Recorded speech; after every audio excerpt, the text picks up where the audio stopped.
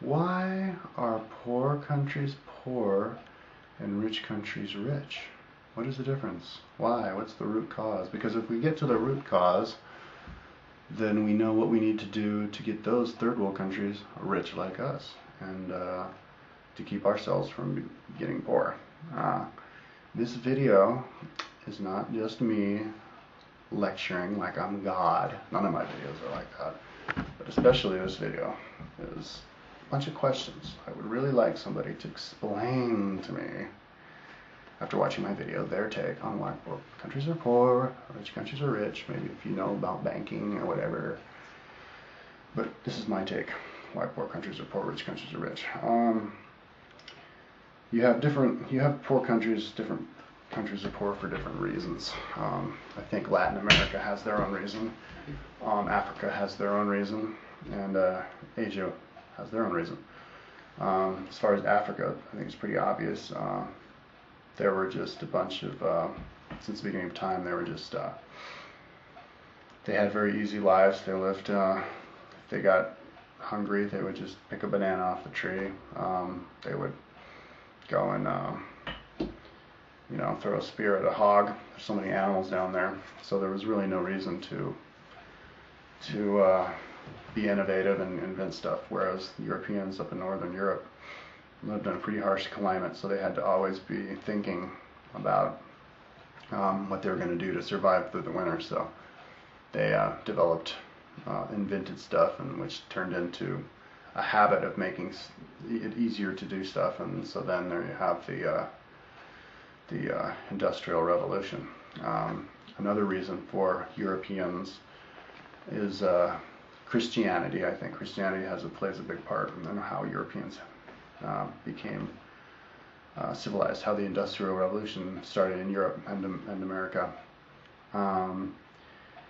What happened is we had the empire, and the reason we had the big Roman Empire is because it was in the northern climes, and people had to watch out for themselves during the winter and all that stuff, like I just explained. But empires are good. The Roman Empire was necessary, and all the empires before Rome are definitely necessary when you have a planet becoming evolved, because they protect all of the roads from pirates, and so you can have people trading their wares. You can have the grain coming from Africa, and then technology coming from Northern Europe, weapons coming from Northern Europe, so people can specialize, and if people have time to specialize in stuff, they can get better at stuff, and then you can invent stuff that way, obviously. So you need an empire. You need also people to be able to travel so that they can share their knowledge about things. If you have different enclaves of people who never communicate, you'll never get anywhere. They'll just be cavemen all the time. So Roman Empire was necessary. After that, Christianity. We had the Bible. It was the common book. It's good to have a common book because what is that saying? Necessity is the mother of all inventions. We had so many Christians out there who wanted to read this one book. We needed a way to get all those people to read it. So they invented the printing press. Once they invented the printing press, well, we printed other books too. And so then education sprouted, and which is the sharing of knowledge, and so we invented stuff, and boom, you have the Industrial Revolution. And so that's why it happened up there. But fast forwarding, that's why Africa is not first world country. They're kind of stuck in the life that they've had. Another thing is, when you look at a country, it's not just, you kind of want to look at a country like it's a person. Like they have their own karma, their own history, because there's this whole, like the Germans call it the Zeitgeist, and I think it's an actual thing floating through the air. It's this thing, this energy that people can suck out of the air, and this knowledge that's just ingrained in everything, the rocks and just everything in that country. And but to speak more frankly, or more down to earth way, is it just stuff passes down, people are generally in the habit in Europe of always seeking to grow and do new things, and whereas if you don't have to, back in Africa or the Aborigines in Australia, you just don't. And so why, you would think, well, why haven't they picked up now? And well, the reason is, I think, is they just it takes a while. It takes a little while. I mean, they haven't been out of the Industrial Revolution didn't happen that long ago. It was like it was like 150 to 100 years ago. So, there are some people still alive right now who were born before the end of pretty much the Industrial Revolution. In some countries, so it wasn't that long ago.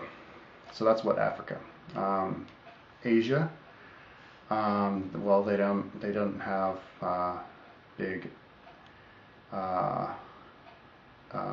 empire. God, I can't think of that word very easily. Empire. They had little empires and stuff, but not a big recent empire, which then turned into, inventing the printing press and all that. China had their heyday a long time ago, but it didn't really go anywhere. So that's why it's the North. That's why Europe came about. And then another big part, which created the Industrial Revolution, is America. America is the reason that we have democracy. We had a democracy, and then it gave the French the idea to have the democracy, and then it gave the English an idea to kind of adapt into more of a democratic way of doing things, and in their own way. They had their empire was definitely on a different model than the Roman Empire. The Roman Empire grew because they just looted and they took everybody's shit, and then they pay their soldiers like that way until it grew, and then it just imploded on itself. But with the British Empire, they were actually a world empire, and they could do some trading, and they did, obviously loot a little bit, but they were also, by that time, we had actually technology that we could share. The Romans had technology, but it was only like weaponry and their baths, and it was a lot more simple. But with English, it was actual technology that we could actually help people with, and that, and then and democracy from America. So why, though, is North America have more money than South America?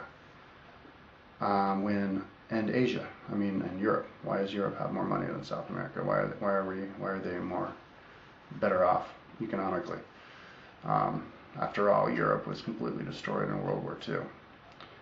There was nothing but rubble, and their population was decimated. Yet now they've completely rebounded, and they're way more better off than South America, whereas South America didn't have a World War II.